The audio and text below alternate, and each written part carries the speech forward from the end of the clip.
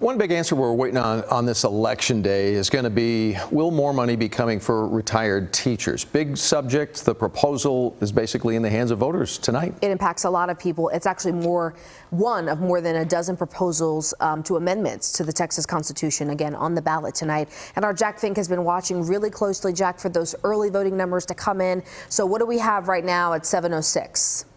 Well, Nicole and Doug, we're still waiting for the numbers to come in on all those ballot propositions. And these ballot propositions really impact the property taxes that you pay. A lot of people have been wanting property tax relief because their bills have been skyrocketing so high.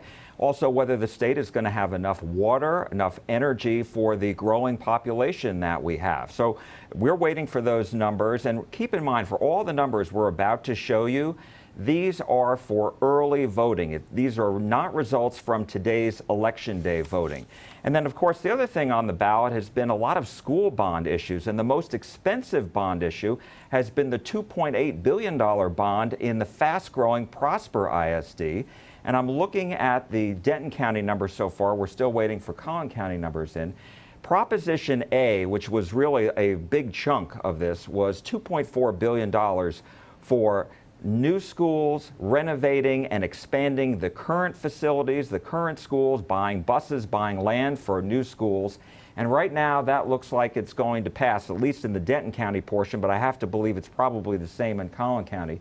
71% of the early voting for this proposition, about 29% against. And then we go down to Prop B, which is for $140 million for technology, for more devices for students and their teachers. And again, overwhelming support, at least by the Denton County voters, 69% right now, 31% against for Proposition B. And then Proposition C, you may have heard about this even if you don't live in the Prosper ISD.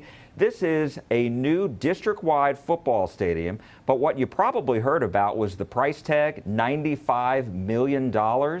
And right now, this, of course, the gap is much tighter on this. 56%, at least in Denton County portion of Prosper ISD, say yes, 44% say no, and then there's Prop D, and this is for building a $125 million performing arts facility. 65%, again, so far in Denton County saying yes, 36% saying no. You have to believe similar results are taking place in Collin County. And earlier this evening, we saw large lines of people still trying to get to the polls. We saw it from our Chopper 11 out there, a lot of people out there. And so we want to get to our Aaron Jones, who's there now in Prosper. You spent the day talking with voters. What are they telling you? Well, Jack, first of all, they're excited to see so many people here. Voter turnout all day long has been really good. And here, even at 7 o'clock, we're still seeing that long line that wraps around the building. All of these people, if they were in line by 7, they will be allowed to vote. As we've seen, Prosper ISD is one of the fastest growing school districts in North Texas. It's enrolling about 3,000 new students every year. And looking at that bond measure that you just went over, most of the money is going to Prop A. This would include building 10 new schools and modernizing 12 older schools. In part, Prop B would upgrade technology, Prop C would fund a $95 million new football stadium, and Prop D would allow $125 million to go to a new performing arts center. The district says there will be no change in the current tax rate. The money is coming from an increase in the taxable values of property within school district boundaries. So we asked voters out here tonight what their thoughts are.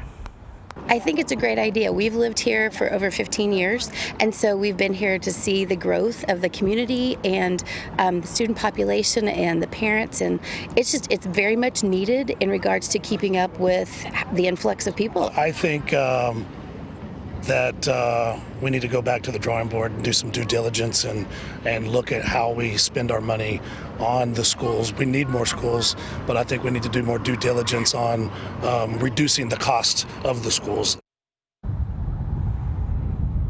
And multiple district officials have said if it doesn't pass, it will be devastating. So now we'll wait for the official results to come in. Jack?